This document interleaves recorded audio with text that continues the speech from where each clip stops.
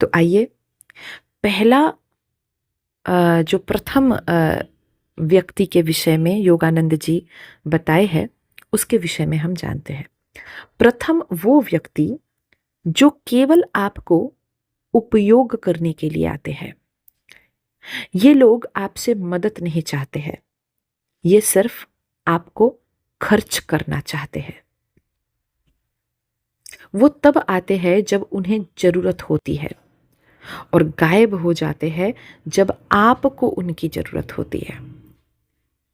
आपका ऊर्जा, समय, भावनाएं और सद्भाव ये लोग सोख लेते हैं, पर बदले में एक धन्यवाद भी कहना भूल जाता है। ऐसे व्यक्ति को मदद दो बार करने का अर्थ है उसके स्वार्थ को आशीर्वाद कर देना। वो जो स्वार्थ लेकर आपके पास आए हैं, आपको इस्तेमाल कर रहे हैं, उसको आशीर्वाद दे देना।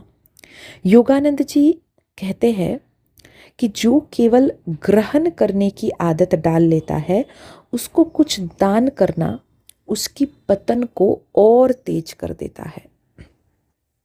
साधक, स्मरण रहे, तुम्हारा हाथ मदद के लिए है, पर किसी को तुम्हारा हाथ रस्सी की तरह पकड़कर तुम्हें नीचे खींचने की अधिकार नहीं है। देखिए कितना सुंदर बात बोल रही कि साधक स्मरण रहे, तुम्हारा हाथ मदद के लिए है, पर कोई तुम्हारे ही हाथ को रस्सी की तरह पकड़ करके तुम्हें नीचे खींच लाए, इसका अधिकार तो किसी को नहीं है ना। तो ये गया प्रथम पॉइंट। नंबर 2, वो व्यक्ति जो अपने कर्मों का दोष हमेशा दूसरों पर डालता है और स्वयं भगवान बनकर रहना चाहता है। जैसे मैंने तो कुछ नहीं किया, मेरा तो बिल्कुल दोष नहीं है। वो ढूंढता फिरता है कि अपना दोष किसके ऊपर डाले। ये वो लोग हैं जो अपना जीवन स्वयं बिगाड़ता है, फिर दुनिया को दोष देता है। आप उनको कितनी भी सलाह दे दो, कितनी भी आप उनको मदद कर दो, लेकिन ऐसे लोगों को आप कभी नहीं बदल सकते, क्योंकि उनके कर्मों के पीछे बहाने की एक लंबी सूची होती है, सदा तैयार होती है। बहाने पर बहाने वो देंगे। योगानंद जी कहते हैं कि ऐसे लोगों को मदद करना कुएं में पानी डालने की बराबर होती है, जितना ही डालो उतना ही गायब। फिर योगानंद जी कह रहे कि जो लोग अपने कर्मों की जिम्मेदारी नहीं लेता है, उनको भगवान भी उठाते नहीं है। इसलिए ऐसे लोगों की मदद करने का मतलब उनके कर्म फलों में हस्तक्षेप करना। और इससे क्या होता है? इससे उसका कुछ कर्मों का फल आपको भी भुगतना पड़ता है। तो इसीलिए ऐसे लोगों से जरूर बच के रहिए। इनको मदद करने का मतलब होता है इनके कर्म फलों के ऊपर आप हस्तक्षेप कर रहे हो, तो ऐसा बिल्कुल नहीं करना चाहिए। अब आइए हम जानते हैं थर्ड पॉइंट में क्या बोल रहे हैं योगानंद जी। बोल रहे कि वो व्यक्ति जिसकी नीयत टेढ़ी है, टेढ़ी नीयत की व्यक्ति, मतलब कुछ लोग आपकी सद्भाव और आपकी जो हमदर्दी, आपका साथ, उसको कमजोरी समझ लेते हैं। आपका प्रेम, आपका मदद, आपका साथ उनका अहंकार को बढ़ा देता है। ये लोग वही है जो पीछे से वार करते हैं और सामने ऐसे पेश आते हैं मानो कि जैसे आपका ये शुभ चिंतक हो। आप उसे जो भी दोगे ना, वो उसी को हथियार बनाकर प्रथम आप ही के विरुद्ध इस्तेमाल करेंगे। ऐसे व्यक्तियों की सहायता करना अपने जीवन में विष बोना है। योगानंद जी कह रहे हैं कि बुरे लोगों को सहायता करना बुराई को बढ़ावा देना है। फिर से बता रही हूं, बुरे लोगों को सहायता करना बुराई को बढ़ावा देना है, चढ़ावा देना है। तो अगर आप किसी बुराई को बढ़ावा देना चाहते हो तो आप कीजिए उन लोगों का मदद, लेकिन अगर नहीं चाहते हो तो साधक ऐसे लोगों से दूर रहिए। वो व्यक्ति जो आपके सफलता, आपके आनंद से जलता है, ये चतुर्थ प्रकार के व्यक्ति। वो व्यक्ति जो आपके सफलता से, आपके आनंद से, आपके प्राप्ति से जलता है। ईर्ष्या, ईर्ष्या एक ऐसी विषय है जो सामने वाले की खुशी देखकर कुंडली मारकर उठ बैठता है। ऐसा व्यक्ति आपकी उन्नति नहीं चाहता। वो हमेशा यही चाहता है कि आप गिर जाओ, और आप चाहे उनको जितना कितना भी आप मदद करो, सहानुभूति दिखाओ, वो कभी आपका शुभचिंतक नहीं बन सकता, क्योंकि ईर्ष्या हृदय को अंधा कर देता है। और अंधा व्यक्ति कभी कृतज्ञ नहीं होता है। योगानंद जी कहते हैं कि ऐसे ईर्ष्यालु व्यक्ति को ज्ञान देना अंधे को दर्पण दिखाना जैसा है। ऐसे ईर्ष्यालु व्यक्ति को ज्ञान देना अंधे को दर्पण दिखाना जैसा है, और इस कारण ऐसे लोगों से दूरी बनाना आध्यात्मिक बुद्धि का लक्षण है। ये सब मैं नहीं बोल रही हूँ, योगानंद जी बोल रहे। अब आइए पॉइंट नंबर 5। ऐसे लोग जो अपने आदतों का गुलाम होता है, आप उनको जितना भी उनके आदतों से खींचकर बाहर निकालने की प्रयास करो, लेकिन वो बार बार आप देखोगे कि वही दलदल पर वो फंसता चला जाता है। कभी गुस्सा, कभी नशा, कभी आलस्य, कभी झूठ, कभी कपट, कभी क्रोध, तो कभी लालच। ऐसे ऐसे आदतों का वो बंदी होता है। इन लोगों का जीवन ऐसे आदतों से बंदी होता है। आप ऐसे लोगों की मदद करो तो वो वादा करेंगे कि नहीं नहीं, हम तो इस आदत को बिल्कुल छोड़ देंगे, ऐसे हम बिल्कुल नहीं करेंगे। लेकिन फिर वो वादा को तोड़ेंगे। आप फिर उनको एक अवसर दो, फिर से मदद करो, वो फिर से आपका वादा तोड़ देंगे, और बार बार वही करता चला जाएगा। रिपीटेडली वो वही करेंगे।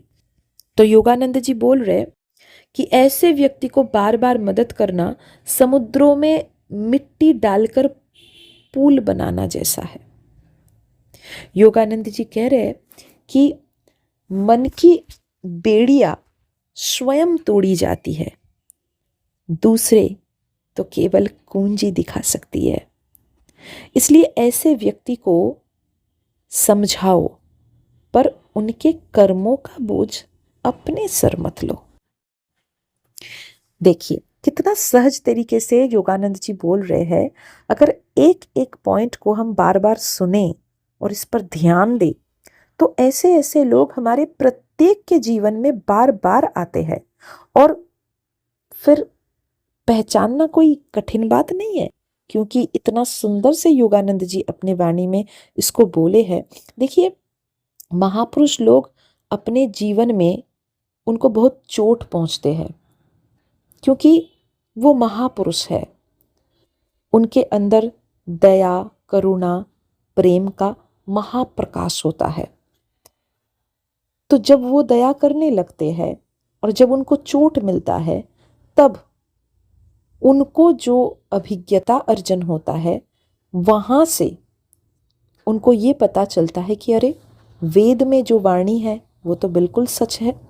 तो फिर उसको अपने अभिज्ञता से जोड़ करके वो अपने जर्नल्स में लिखते हैं, अपने वाणी में लिखते हैं। मैं अगर अपनी बात आपको बताऊं, तो मैं जिस दिन से इस सारे चीज़ को समझने लगी और अपने जीवन में अभ्यास करने लगी, तब से मैं पहले से ज़्यादा पॉजिटिव रहती हूँ, आनंदित रहती हूँ, और आत्मविश्वास से भी पूर्ण रहती हूँ कि हमको कोई ठग नहीं सकते, हमको कोई इस्तेमाल नहीं कर सकते। अब आइए हम जानते हैं कि योगानंद जी पॉइंट नंबर 6 में षष्ठ पुरुष किनको कहा, मतलब षष्ठ व्यक्ति किनको कहा। बोल रहे कि वो व्यक्ति जिनको आपकी सम्मान और आपकी मर्यादा का कोई कदर नहीं, जिसे आपका शब्द, आपकी उपस्थिति, आपका समय, आपकी ऊर्जा और आपकी दया की कोई कदर नहीं। ऐसे व्यक्ति को मदद करके आप केवल अपने आप को खर्च करते हो। इसे आपकी सकारात्मक ऊर्जा की खर्च हो जाती है और आप धीरे धीरे खाली होने लगते हो, पूर्ण से शून्य होने लगते हो। परमहंस योगानंद जी कहते हैं कि असली सहायता वो है जो उसका मूल्य समझे, और मूल्य समझने का मतलब ये है कि वो उसको सदा स्मरण रखे और थैंकफुल रहे, ग्रेटफुल रहे। ऐसे ये सभी प्रकार के लोग ये जो आते हैं हमारे जीवन में, हमारे प्रत्येक के जीवन में आते हैं, कभी ना कभी मिलते हैं। ये आते हैं आपकी आत्मविश्वास, आपकी खुशी, आपकी ऊर्जा को कम करने के लिए, आपको नीचा दिखाने के लिए, आपको छोटा साबित करने के लिए। आपको ये लोग ऐसा बना देता है अपने अपने ही आदतों से, आपको ऐसे बना देते हैं कि आप आईने के सामने खड़े होकर खुद से घृणा करने लगो। आपके ईश्वर के प्रति, गुरु के प्रति, नाम जप के प्रति, साधन भजन के प्रति आपका भक्ति डगमगाने लगे, आपका विश्वास डगमगाने लगे, परमात्मा की शक्ति के ऊपर आपका विश्वास उठ जाए। ऐसे व्यक्ति को मदद करना आत्मा के विरुद्ध जाना जाता है, सृष्टि के नियमों के विरुद्ध बताया गया है। स्मरण रहे, जहां आपका प्रकाश बुझ रहा हो वहां आपकी उपस्थिति ही अज्ञानता है। अपने भीतर की दिव्यता, अपने भीतर की सकारात्मक ऊर्जा को बचाने के लिए ऋषि मुनि, महात्मा, महापुरुषों ने ऐसे ऐसे लोगों से दूर और सावधान रहने का सलाह दिया। करुणा, दया, सहायता ये अवश्य ही मानवीय गुण है, मानव के धर्म है, लेकिन बुद्धिहीन होकर नहीं। ईश्वर भी उन्हीं के सहायता करते हैं जो उठने का प्रयास करता है, जिनको आगे बढ़ने का इच्छा है, जो आनंदित होने का इच्छा करते हैं। गिरे हुए को उठाना पुण्य होता है, पर जो गिरने की जिद पर अड़ा है उसे उठाने की प्रयास आपकी ऊर्जा और सर्वांगीण कल्याण की बर्बादी है। देखिए, आपको ये चिंतन करना पड़ेगा कि किसके जीवन में आपको प्रकाश बनना है और किसके जीवन से निकल जाना ही प्रकाश का रास्ता है।